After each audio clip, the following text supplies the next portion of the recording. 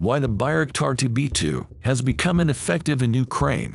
Drone warfare is an everyday reality in Ukraine, but over the 15 months of war, it has undergone changes. One of the most visible concerns the Bayraktar TB2.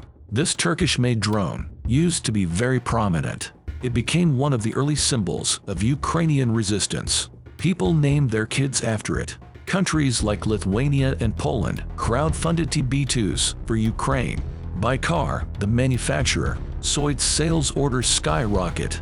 Now it all sounds like it happened 10 years ago. When was the last time you heard of a TB2 being deployed?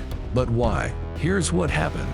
Ukraine was one of the first users of TB2 drones.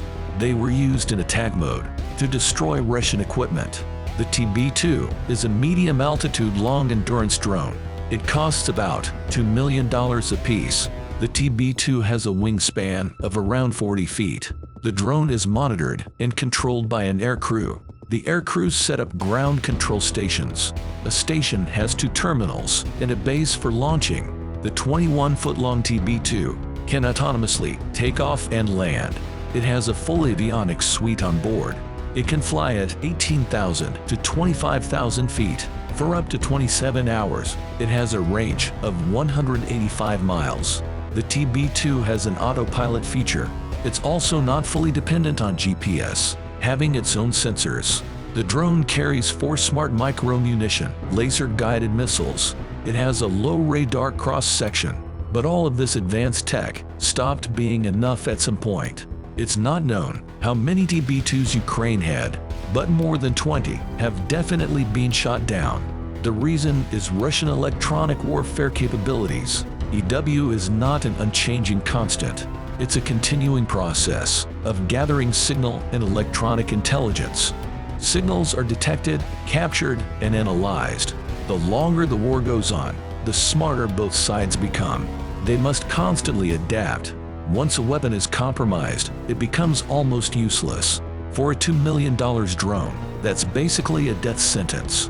No one is going to risk losing such an expensive piece of equipment. The Ukrainians are still using TB2s, but they are used solely for reconnaissance and intelligence gathering.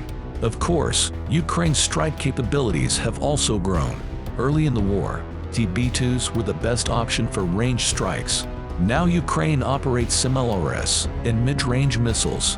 But there's another aspect that often gets ignored. How exactly did the TB2 get compromised? This may have to do with Recep Tayyip Erdogan's politics. See, Turkey's president has never picked a side in this war. On the one hand, Turkey is a NATO member. That automatically makes it Russia's enemy.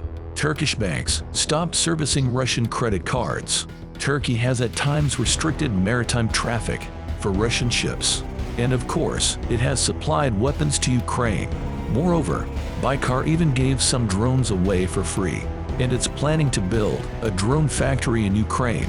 Baykar belongs to Erdogan's son-in-law, by the way. On the other hand, Turkey has not sanctioned Russia. On the contrary, it's buying more Russian oil than ever. Erdogan enjoys a friendly relationship with Putin, and Baykar has sold some TB2s to Mali. The North African country is a major base for Wagner PMC. In fact, it relies on Putin's mercenaries for protection. Wagner PMC is meanwhile fighting in Ukraine. The Malian government obviously shared the TB2 secrets with the Russians. So don't expect the Bayraktar TB2 to make a comeback.